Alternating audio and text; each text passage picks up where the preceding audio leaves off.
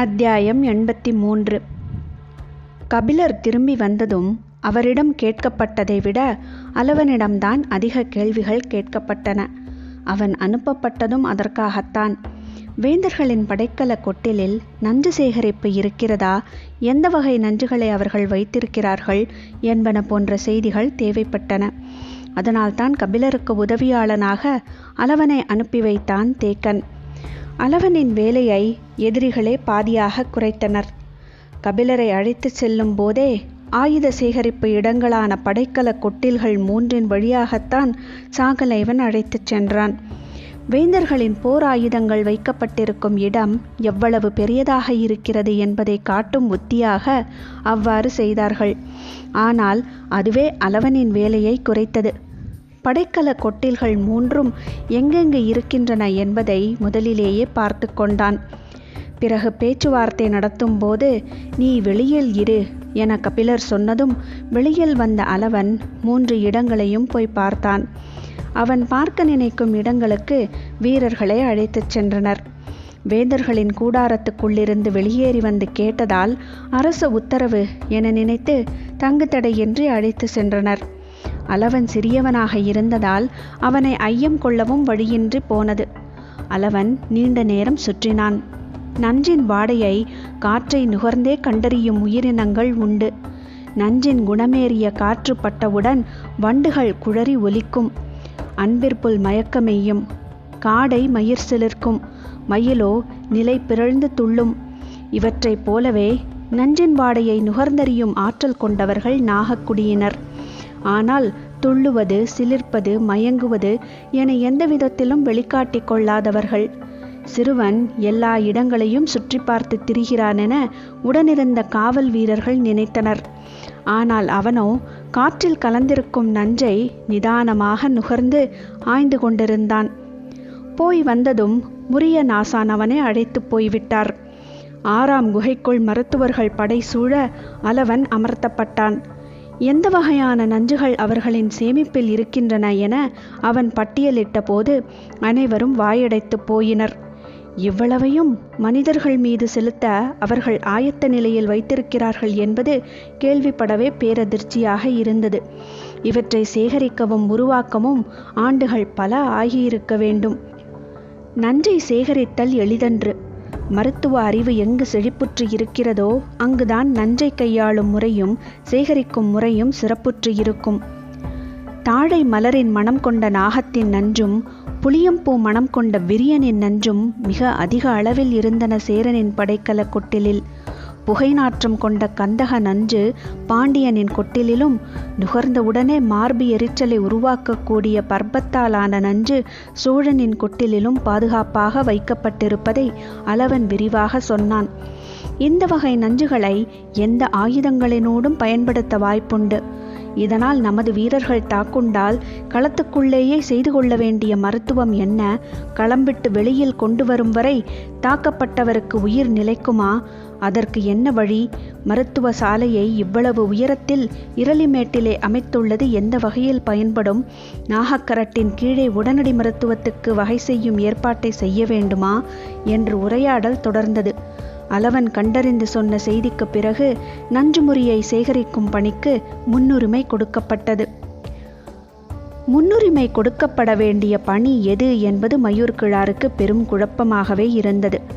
பாண்டிய பெருவேந்தனின் மனம் கோணாமல் நடப்பதுதான் இப்போது அவருக்கு இருக்கும் முன்னுரிமை.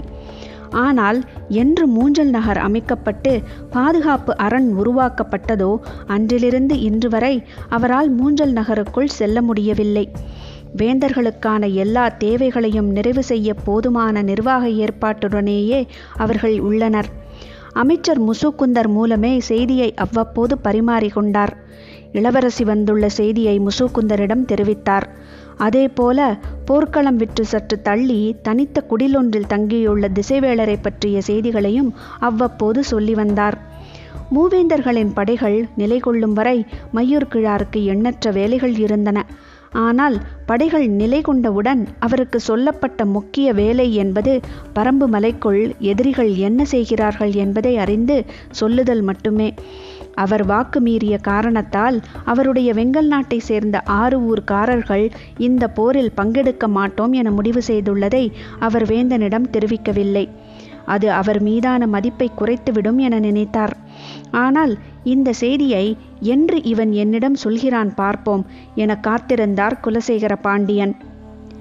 ஒற்றாடுதல் என்பது பெரும் கலையாகவே வேந்தர்களால் வளர்த்தெடுக்கப்பட்டிருந்தது. வெங்கல் நாட்டு நிர்வாகத்துக்குள் என்னென்ன நடக்கின்றன என்பதை அறிந்து சொல்ல ஒற்றற்படை தலைவன் ஒருவனின் கீழ் ஒரு குழு இயங்கியது. அவர்களை பொறுத்தவரை மயூர் கிழார், பொற்சுவை, திசைவேடர் எல்லோரும் கண்காணிக்கப்பட வேண்டியவர்களே. அவர்கள் அறிந்த செய்தியை ஒற்றற்படை தலைவனிடம் நாள்தோறும் கூறுகின்றனர். அவனோ தனக்கு மேலிருக்கும் பொறுப்பாளனிடம் கூறுகிறான். அவனைப் போல எத்தனை பேர் ஒற்றற்படையில் இருக்கிறார்கள் என்பதை குலசேகர பாண்டியன் மட்டுமே அறிவார். குலசேகர பாண்டியன் அமைத்துள்ள ஒற்றற்படை இணையற்ற செயல்பாட்டு திறனை கொண்டிருந்தது. அதனால்தான் சேரனையும் சோழனையும் துணிந்து தனது போர் செயல்பாட்டுக்குள் இணைத்து கொண்டார். அவர்கள் இருவரின் படைகளும் பாசறைகளும் குலசேகர பாண்டியனின் செவிப்பறையால் கேட்கக்கூடிய இடங்களாகத்தான் இருந்தன. சேரனும் சோழனும் ஒற்றற்படை கொண்டிருந்தனர். ஆனால் மாபெரும் இயக்கம் ஒன்றின் ஒரு பகுதியாக இணைந்த பிறகு அதன் மொத்த இயக்கத்தை கண்காணிப்பது எளிய செயலன்று. ஆனாலும் அவர்கள் ஒற்றர் பணியும் தீவிரமாகத்தான் இருந்தது. அவர்கள் பணியின் இலக்காக இருந்தது பரம்பில் நடப்பதறிந்து வெல்லும் செயலுக்கானதன்று. மாறாக எதிரியாலோ அல்லது மற்ற 2 பேரரசுகளாலோ தங்களுக்கு ஏதும் தீங்கு நேரிடாமல் காக்கும் செயலுக்கானதாக இருந்தது. எனவே அவர்கள் தற்காப்பு ஆயுதமாக ஒற்றாடலை பயன்படுத்தினர். குலசேகர பாண்டியனோ தாக்கும் கருவியாக ஒற்றாடலை கூர்த்தீட்டியிருந்தான். போரில் ஆயுதங்கள் மட்டுமே கருவிகள் அல்ல. எந்தவோர் ஆயுதத்தையும் விட மிக பாதிப்பை ஏற்படுத்தும் வல்லமை கண்டறியப்படும் செய்திகளுக்கு உண்டு. எனவே வெங்கல் நாட்டுக்குள் பரம்புக்குடிகள் சிலரையாவது அனுப்பி வைக்க வேண்டும். அவர்களின் செயல்பாடுகளை ஒற்றறிவது அவசியம் என்ற கருத்து முன்வைக்கப்பட்டது. தன்னையும் தனது வீரத்தையும் நம்பாதவனே ஒற்றனை நம்புகிறான் என்றான் பாரி. வாரிக்கையன் மறுத்தான். வீரமும் தந்திரமும் சம அளவில் முக்கியத்துவம் கொண்டவை. போர்க்களத்தில் இரண்டிலும் திறன்மிக்கவர்களாக இருத்தல் வேண்டும். வீரத்தின் வழி மட்டுமே போரை நடத்துவோம். அறமற்ற வழிக்கு தந்திரம் என பெயர் சூட்டுவது கோழைகளின் செயல் என்று சொன்ன பாரி சற்றும் இடைவெளியின்றி தொடர்ந்தான். நாம் விரும்பாத ஒரு வழியில் போரை நடத்தப் போவதில்லை. எதிரிகளின் அறமற்ற செயலை பற்றி நாம் ஏன் கவலை கொள்ள வேண்டும்? இப்போது கபிலர் குறுக்கிட்டார். போர் என்று வந்துவிட்டால் அதற்கு வெற்றி மட்டுமே நோக்கமாக இருக்க முடியும். அந்த வெற்றியை அடைய நிகழ்த்தப்படும் கொலைகளில் அறமும் அடக்கம். எனவே போரில் அறம் நெடுநேரம் உயிர் வாழாது பாரி. நாம் விரும்பாவிட்டாலும் இதுதான் உண்மை. கபிலரே, அறத்தின் கொலைக்கு நாம் காரணமாக இருக்கக்கூடாது. அது மட்டுமல்ல, அந்த கொலைக்கு கைமாறு செய்யும் சீற்றத்தை நாம் இழந்துவிடக்கூடாது என்றான் பாரி. பாரியின் சொல்லுக்கு பிறகு அங்கு எந்த கருத்தும் மிஞ்சவில்லை. இரவு நீண்ட நேர உரையாடல் முடிந்து தூங்குகையில் பொழுது நள்ளிரவை தாண்டி இருந்தது. மறுநாள் மிகவும் காலம் தாழ்த்தியே பாரி எழுந்தான்.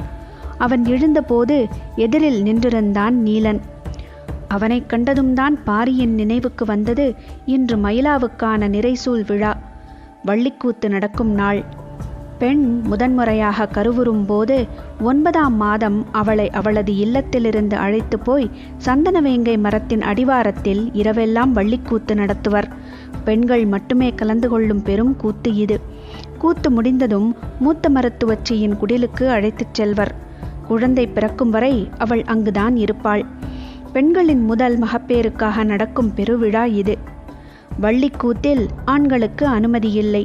எனவே இன்று வரை அந்த கூத்து எப்படி நடக்கிறது என்று எந்த ஆணுக்கும் தெரியாது. ஆனால் அதை தெரிந்து கொள்ள வேண்டும் என்ற ஆசை யாரையும் விடுவதில்லை. கருவுற்றவளை சந்தனவேங்கை நோக்கி அனுப்பி வைக்கும் சடங்கு இன்று நடக்க இருக்கிறது. வள்ளிக்கூத்தில் கலந்து கொள்ள ஆதினியும் அங்கவையும் வேட்டுவன் பாறையில்தான் இருந்தனர். பாரியும் வேட்டுவன் பாறைக்கு வருவதாக சொல்லியிருந்தான். ஆனால் நேரம் அதிகமாகிவிட்டது. நீ இப்போது புறப்பட்டால்தான் மாலைக்குள் போய் சேருவாய். காலம் தாழ்த்தாமல் புறப்படு. நான் இரவுக்குள் வந்து சேருகிறேன் என்றான் பாரி. பாரியின் சொல்லை ஏற்று புறப்பட்டான் நீலன். உடன் அவன் தோழர்கள் புங்கன் உள்பட 10 பேர் புறப்பட்டனர். காலம்பனின் மூத்த மகனான கொற்றனும் உடன் வந்தான். இரளிமேட்டில் இருக்கும் குகைகளை இந்த போருக்காகத்தான் தங்குமிடமாக மாற்றினர். எனவே இங்கிருந்து மற்ற இடங்களுக்கு செம்மையான குதிரைப்பாதைகள் உருவாகிவிடவில்லை. இரளிமேட்டிலிருந்து கீழே வந்து நாகக்கரட்டின் வழியே நெடும் தொலைவை கடந்து பிறகு மீண்டும் காரமலையின் மீது ஏறித்தான் குதிரைப்பாதையை பிடிக்க முடியும். அதன் பிறகு விரைந்து பயணித்தால் மாலைக்குள் வேட்டுவன் பாறையை அடையலாம். அதனால்தான் காலம் தாழ்த்தாமல் புறப்பட்டு போ என்றான் பாரி. நீலன் புறப்பட்டு சென்ற பிறகு இரளிமேட்டின் மேல்புறம் இருந்த சிற்றருவியில் குளிக்க சென்றான் பாரி. அவனது எண்ணம் முழுக்க நேற்றிரவு நடந்த உரையாடலேயே மையம் கொண்டிருந்தது. போரில் அறம் நெடுநேரம் உயிர் வாழாது என்ற கபிலரின் வார்த்தை அவனை இரவெல்லாம் தூங்க விடவில்லை. பெரும் போரை நோக்கி கொஞ்சம் கொஞ்சமாக உள்ளிழுக்கப்பட்டு கொண்டிருக்கிறோம் என தோன்றியது. நாம் இறங்கி தாக்க வேண்டிய எந்த தேவையும் இல்லை. இப்படியே பரம்பு வீரர்கள் எல்லோரும் ஊர் திரும்பினால் இந்த போர் முடிவுக்கு வந்துவிடும். எதிரிகள் இப்போது இருக்கும் இடத்தை விட்டு பரம்புக்குள் ஒருபோதும் நுழைய மாட்டார்கள். அப்படியே நுழைந்தாலும் அவர்களை அழிக்க நீண்ட பொழுதாகாது. அதை அவர்கள் நன்கு உணர்ந்துள்ளார்கள். அதனால்தான் கண்ணுக்கு முன்னால் பெரும் படையை நிறுத்தி கொஞ்சம் கொஞ்சமாக உருவேற்றுகிறார்கள். எதிரி என்ன செய்கிறான் என சிந்திக்கத் தொடங்குவதே அவனது நோக்கத்துக்குள் நாம் ஈடுபட்டதன் அடையாளம்தான். தேக்கன் அளவனை அனுப்பியிருக்க கூடாது. அவசரப்பட்டு விட்டான். சேகரிக்கப்பட்டுள்ள கொடும் நஞ்சை பற்றிய செய்தி வீரர்களை மேலும் முறுக்கேற்றிவிடும். நாம் அவர்களை நோக்கி இழுக்கப்பட்டு கொண்டிருக்கிறோம் என்ற எண்ணங்கள் ஓடிக்கொண்டிருக்கும் போது மரத்தின் மீதிருந்து சற்றே மாறுபட்ட பறவையின் ஒலி கேட்டது. என்ன பறவை இது? கேட்டிராத ஒலியாக இருக்கிறதே என நினைத்து இங்கும் அங்குமாக பார்த்தான் பாரி. எதுவும் தெரியவில்லை. சிறிது நேரத்திற்கு பிறகு மீண்டும் ஒலி கேட்டது. ஒலி வந்த திசையை கூர்ந்து நோக்கினான். சின்னஞ்சிறிய பறவை ஒன்று முறுக்கி திரும்பும் கிளையில் உட்கார்ந்திருந்தது. உற்று அதையே பார்த்து கொண்டிருந்தான். அதுதான் கூவியதா? என்ன பறவை அது என பார்த்தபடி இருந்தான். மீண்டும் கூவியது. இப்போதுதான் அதன் முகப்பகுதியை முழுமையாக பார்க்க முடிந்தது. ஒரு கணம் திகைத்து போனான் பாரி. அது கருங்கிளி. காட்டின் வியத்தகு பறவைகளில் அதுவும் ஒன்று. எளிதில் யார் கண்ணுக்கும் தட்டுப்படாதது. மகிழ்ச்சி பொங்க அதையே பார்த்து கொண்டிருந்தான் பாரி. சிறிது நேரத்தில் அது பறந்து காட்டில் மறைந்தது. சிறு வயதில் தந்தையோடு பயணப்பட்ட போது பார்த்தது. ஆண்டுகள் பல ஆகிவிட்டன. நினைவு கருங்கிளியையே சுற்றி வந்தது. குளித்து முடித்து திரும்பும் போதுதான் தோன்றியது, கருங்கிளியை பார்ப்பது மிக நல்ல நிமித்தம். பரம்பில் உள்ள எல்லோரும் அதை அறிவர். இந்த செய்தியை சொன்னால் தாக்குதலை இன்றே தொடங்க வேண்டும் என்று கூறுவார் வாரிக்கையன். எனவே இதை பற்றி பகிர்ந்து கொள்ள வேண்டாம் என நினைத்தபடி குகைத்தளத்துக்கு வந்தான் பாரி. உணவு முடிந்து சிறிது நேரத்தில் வேட்டுவன் பாறை நோக்கி புறப்பட ஆயத்தமான போது நாகக்கரட்டிலிருந்து குதிரை வீரர்கள் இருவர் வந்தனர். முடியன் உடனே தங்களை அழைத்து வரச் சொன்னார் என்றனர். போர் தொடர்பான முக்கிய செய்தியாக இருக்கும். அதனால்தான் உடனே வரச் சொல்லி அழைப்பு அனுப்பியுள்ளான் முடியன் என்பதை புரிந்து கொண்ட பாரி புறப்பட்டான். தேக்கனும் கபிலரும் பின்தொடர்ந்தனர். மாலை நெருங்கிக் கொண்டிருந்தது. நீலனின் பயணம் வேட்டுவன் பாறையை நோக்கி விரைந்து கொண்டிருந்தது. செல்லும் வழியில் குமரி வாகையை பார்த்தான். வாகை மரத்தில் முதலாக பூ பூக்கும் வாகையை குமரி வாகை என்பர். குமரி வாகையின் மலர் பேரெழில் கொண்டதாக இருக்கும். மயிலாவுக்கு சூடுவதற்காக அதை பறித்து கொண்டு பயணத்தை தொடர்ந்தான். வேட்டுவன் பாறைக்குள் நுழையும் போது ஊரே விழாக்கோலம் கொண்டிருந்தது. சேவலின் நெற்றிக்கொண்டை போன்ற கவிர் மலரால் மலரணி வாயிலை உருவாக்கியிருந்தனர். தோரணங்களும் மாலைகளும் எங்கும் தொங்கவிடப்பட்டிருந்தன. சிறுமியரெல்லாம் ஈங்கை மலரை கூந்தலில் சூடி ஆடி பாடி கொண்டிருந்தனர். சிட்டுக்குருவியின் குஞ்சு போன்ற அந்த மலர் சிறுமியரின் தலையாட்டலுக்கு ஏற்ப தாவி தாவி பறந்து கொண்டிருந்தது. மலர் மணக்க, தண்டு மணக்க, தாது மணக்க எங்கும் நிறைந்த மணத்தினூடே மலர்ந்திருந்தது வேட்டுவன் பாறை. மயிலாவின் தோழிகள் நீலனை வரவேற்று அவனது குடில் நோக்கி அழைத்துச் சென்றனர். மற்ற காலம் என்றால் ஊரே ஆட்டம் பாட்டத்தில் மூழ்கியிருக்கும். போர்ச்சூழலாதலால் அது இங்கு இல்லை. நீலன் குடிலுக்குள் நுழைந்தான். நிறைசூல் மங்கை எதிரில் அமர்ந்திருந்தாள். குனிந்திருந்த மயிலாவின் முகம் சற்றே நிமிர்ந்தது.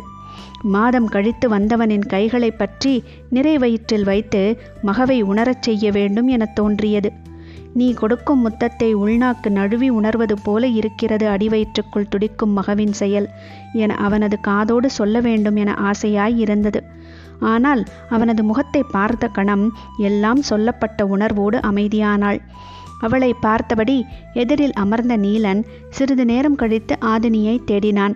சிரித்த முகத்தோடு நீலனின் அருகில் வந்து அமர்ந்தாள் ஆதினி. பெண்களின் கேலி பேச்சினூடே ஏதேதோ நடந்து கொண்டிருந்தது. ஒருத்தி மயிலாவின் காதோரம் போய் ஏதோ சொன்னாள். மகிழ்ந்து சிரித்தாள் மயிலா. விரிந்த மலர்களால் தொடுக்கப்பட்ட மாலையை மயிலாவின் கையில் கொடுத்து நீலனுக்கு சூட்டிவிடச் சொன்னாள் ஆதினி. அதை வாங்கிய மயிலா மலர்ந்த முகத்தோடு விரிமலர் மாலையை நீலனுக்கு சூடினாள். ஆணின் மலர்தல் பெண்ணின் சூலகத்திலிருந்தே விளைகிறது. மணமிக்க பச்சிலைகளாலான படலை மாலையை நீலனின் கையில் கொடுத்து மயிலாவுக்கு சூட்டச் சொன்னாள் ஆதினி.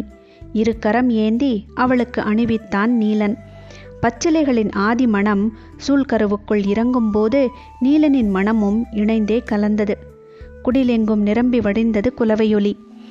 ஆதினி நீலனிடம் சொன்னாள், நீ கொண்டு வந்த பூவை இப்போது அவளுக்கு சூட்டு. நீலன் மறுமொழி சொல்லாமல் மயிலாவையே பார்த்து கொண்டிருந்தான். என்ன பேசாமல் இருக்கிறாய் என ஆதினி மீண்டும் கேட்டதற்கு மயிலாவை பார்த்து கொண்டே நீலன் சொன்னான், நிறைசூல் பெண்ணின் மலர்ந்த முகத்துக்கு இணையான மலர் இதுவரை கண்டறியப்படவில்லை. நான் எந்த பூவை சூட்டுவேன்? அவன் சொல் கேட்டு ஆதினியின் கண்கள் கலங்கின. நீலனை தன் மகன் என தழுவி நெற்றி முகர்ந்து முத்தம் கொடுத்தாள். அப்போதுதான் கவனித்தாள், நீலன் கொண்டு வந்தது குமரி வாகை. வாகை பூவையா பறித்து வந்தாய்? வாகை கொற்றவை குடிக்கொள்ளும் மலர் அல்லவா? இந்த போர்க்காலத்தில் போர் தெய்வத்தின் பூக்கள் உன்னிடமே இருக்கட்டும், அவை உனக்கானவை என்றாள். நிறைந்திருந்த ஓசையின் நடுவே அவர்கள் பேசுவதை கேட்டுக்கொண்டிருந்த தோழி ஒருத்தி நீலனை பார்த்து சத்தம் போட்டு சொன்னாள், உனக்குரியது வாகை மலர்தான், காந்தள் மலர் அல்ல. அதனால்தான் உன் வீட்டை அலங்கரிக்க காந்தள் மலரை பயன்படுத்தவில்லை. அதற்கான தகுதி உனக்கில்லை என்றாள். அவள் சொன்னதை கேட்டு வீடு வெடிப்பதைப் போல பெண்கள் அனைவரும் சிரித்தனர். தொடர்ந்து அவள் சொன்னாள், நீ குடில் விட்டு வெளியேறு, நாங்கள் மயிலாவை அழைத்து கொண்டு வள்ளிக்கூத்துக்கு புறப்படுகிறோம். சிரிப்பொலிக்கும் கேலி பேச்சுக்கும் இடையே குடில் விட்டு வெளியேறி வந்தான் நீலன். காத்திருந்த தோழர்கள் அவன் அருகில் வந்தார்கள். குடிலுக்குள்ளிருந்து வெளிவந்தவனின் மீது வெளிப்படும் பூந்தாதுவின் மனம் யாரையும் மயக்கக்கூடியதாக இருந்தது. மனத்தை நுகர்ந்தபடியே புங்கன் சொன்னான், பெண்களின் விழாதான் இயற்கையின் திருவிழா. ஆண்களுக்கு இது போல எந்த விழாவும் இல்லையே. அந்த கவலை எல்லோருக்கும் இருந்தது. நீலனுக்கு கூடுதலாக ஒரு கவலை இருந்தது. ஏன் இந்த விழாவில் காந்தள் மலர் பயன்படுத்தவில்லை? தனக்கு அந்த தகுதி ஏன் இல்லை என தெரிந்து கொள்ள வேண்டும் என்று அங்குமிங்குமாக விசாரித்தான். மயிலாவின் காதோரம் கேலி பேசி சிரித்த தோழி வெளியில் வந்தபோது அவளிடமே கேட்டான் நீலன். அவள் சொன்னாள், காந்தள் மலர் மலரும் வரை தேனியோ வண்டோ காத்திருக்காது. கிண்டி மலர செய்து தேன் பருகும். ஆனால் நீ அப்படி அல்ல. பொறுமை காத்திருக்கிறாய். மணமான பிறகுதான் மகவை பெற்றுள்ளாய். எனவே உனக்கு காந்தள் மலரை சூடும் தகுதி இல்லை என சொல்லியபடி சிரித்துக்கொண்டே ஓடினாள். நீலனுக்கு என்ன செய்வதென்றே தெரியவில்லை. நான் அப்படி அல்ல என்று சொல்வதா, அப்படித்தான் என்று சொல்வதா புரியாத குழப்பத்தில் நின்றான். நேரமாகிக் கொண்டிருந்தது. வள்ளிக்கூத்துக்காக ஏற்பாடுகள் தீவிரமாகின. நீலன் தலைமையில் வந்த 10 இளைஞர்களும் ஊரில் இருந்த கிழவர்கள் 12 22 ஆண்களும் ஏக்கத்தோடு பார்த்திருக்க மயிலாவை அழைத்து கொண்டு புறப்பட ஆயத்தமாகினர் பெண்கள். படைக்களத்தின் 3 மூலைகளிலும் போர்பலிக்கான சடங்குகள் உச்ச பொழுதில் தொடங்கின. ஈனாமல் இளவயதிலேயே செத்துப்போன பசுவின் தோலை மயிர் சீவாமல் போர்த்தியிருந்த போர் முரசுகள் ஒலிக்கத் தொடங்கின. நினத்தை தின்று கூத்தாடும் பேய்மகளிரின் ஆட்டத்துக்கான கருங்குத்து களம் ஆயத்தமாகிக் கொண்டிருந்தது. இணையற்ற வீரர்கள் களபலிக்கு தேர்வு செய்யப்பட்ட செய்தி படையெங்கும் பரவியது. கொப்பளிக்கும் குருதி போல வீர உணர்ச்சி பெருக்கெடுக்க ஆயுதங்களை ஒன்றோடொன்று உரசி பேரொலியை எழுப்பினர். சடங்குகள் தொடங்குவதற்கான நேரம் நெருங்கிக் கொண்டிருந்தது. முரசுகளின் ஓசை சீரான வேகத்தில் கொஞ்சம் கொஞ்சமாக கூடத் தொடங்கியது. முரசு அதிரும் ஓசைகள் ஆங்காங்கே கேட்பதறிந்த முடியன் எதிரிப்படையில் ஏதோ நடக்கிறது என நினைத்து பாரியை அழைத்து வரச் சொல்லி வீரர்களை அனுப்பி வைத்தான். பாரியும் தேக்கனும் கபிலரும் நாகக்கரடுக்கு வந்து சேர்ந்தனர். படைகளின் 3 திசைகளிலும் 3 பலிச்சாலைகளில் சடங்குகள் தொடங்கின. ஆனால் முக்கிய சடங்கு மூஞ்சலில் நடக்கவிருந்தது. அது பகலின் மறைவுக்கு பிறகுதான் தொடங்கவிருந்தது. ஆனால் மற்ற இடங்களில் பலிச்சடங்குகள் நண்பகல் இருந்தே தொடங்கின. பூசகர்கள் மலர்களையும் கனிகளையும் கொண்டு வந்து குடுவை நீரை தெளித்து தீமூட்டி சடங்குகளை தொடங்கினர்.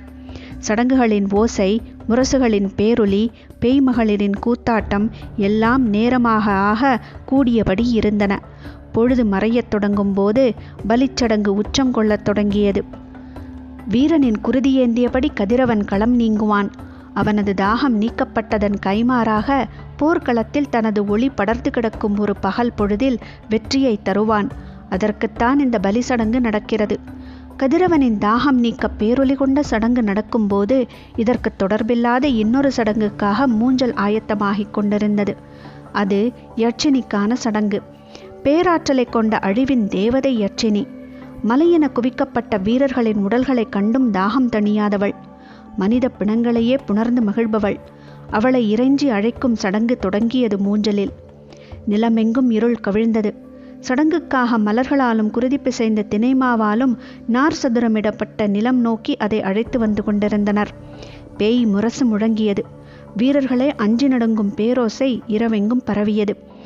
நிறைசூலியின் பால் கட்டிய மார்பு போல திரண்ட கும்பத்தையுடைய யானை அது. நேற்று வரை பாண்டிய பேரரசின் சிறப்புக்குரிய முதியானை பவளவந்திகை. இப்போதோ யட்சினியின் வாகனம். முரசுகளின் முழக்கத்துக்கேற்ப அதை இருளுக்குள் அழைத்து வந்தனர். சடங்கு நிலத்தில் பூசகர்களின் பெரும் கூட்டம் நின்றிருந்தது. குளித்த ஈரத்தை உலர்த்தாமல் நீர் வடிய நின்றிருந்தனர் மூவேந்தர்களும். பேய் முரசுகளின் ஓசை இருளை உலுக்கியது. கடல் போல் கிடந்த படையெங்கும் பேரமைதி நிலவியது. சடங்குகளின் தனித்த ஓசை இரவெங்கும் எதிரொலித்துக் கொண்டிருந்தது. அதிர்ந்து அதிர்ந்து பரவிய ஓசை கேட்டு பேய் மகளிர் 3 திசைகளிலுமிருந்து மூஞ்சலை நோக்கி வந்து கொண்டிருந்தனர். அவர்களின் கூந்தல் முழுவதும் வீரர்களின் குருதியால் நனைந்திருந்தது. அவர்கள் ஆடிய கருங்கூத்தால் நிலம் அதிர்ந்து கொண்டிருந்தது. அவர்கள் மூஞ்சலுக்கு வந்து சேர்ந்தபோது பவளவந்திகையும் வந்து சேர்ந்தது. நள்ளிரவை தொடுவதற்கு சிறிது நேரமே இருந்தது. பவளவந்திகையை மண்ணில் அமரச் செய்தான் பாகன். அதன் முகம் முழுவதையும் தோலாடைகளால் இறுக கட்டினர். பேய்முரசின் மேல் தோல் விடாது புடைத்தெழுந்து கொண்டிருந்தது. மேலொழும் ஓசை இருளின் செவிப்பறையை கிழித்து கொண்டிருந்தது. நாகக்கரடின் உச்சியில் நின்றபடி படைகள் இருக்கும் திசையையே பார்த்து கொண்டிருந்தான் பாரி. நண்பகலில் போர் சடங்குகள் 3 மூலைகளில் தொடங்கின. ஆனால் இரவான பிறகும் சடங்குகள் முடியவில்லை. படைகளின் நடுப்பகுதியில் சடங்கொன்று தொடங்கும் ஓசை கேட்டதும் இது என்ன புதிதாயிருக்கிறதே என இருளின் திசையை பார்த்தபடியே நின்றிருந்தனர். நள்ளிரவை தொடும் நேரத்தில் யானை ஒன்றின் சாவு பிளிரல் இருளெங்கும் எதிரொலித்தது. வேந்தர்களின் வீரர்கள் அனைவரும் பேய்க்கூச்சல் எழுப்பி ஆயுதங்களை ஒன்றோடொன்று உரசி வெற்றி முழக்கமிட்டனர். நாகக்கரடின் மேல் இருந்தவர்களுக்கு என்ன நடக்கிறது என புரியவில்லை. ஆனால் யானையின் பிளிரல் கேட்ட கணம் கபிலரின் உடல் நடுங்கி மீண்டது. சிறிது நேரத்துக்கு பிறகு மெல்ல சொன்னார், அவர்கள் யட்சினிக்காக சடங்கை நடத்துகிறார்கள். அப்படியென்றால்? விளக்கம் கேட்டான் முடியன். காக்கும் போருக்கும் தாக்கும் போருக்கும் அந்தந்த தெய்வ வழிபாட்டு சடங்குகளை நடத்துவார்கள். ஆனால் பேரழிவை உருவாக்கும் போருக்கு யட்சினி வழிபாட்டை நடத்துவார்கள். அவள் அழிவின் தேவதை. எதிரியின் படை நோக்கி அவளை ஏவிவிடும் சடங்குக்கான பெரும் பலியை அவர்கள் கொடுத்துள்ளனர். எல்லோரும் அமைதியாக கேட்டுக்கொண்டிருக்க கபிலர் சொன்னார், அவர்கள் தாக்குதலை தொடங்கப் போகிறார்கள்.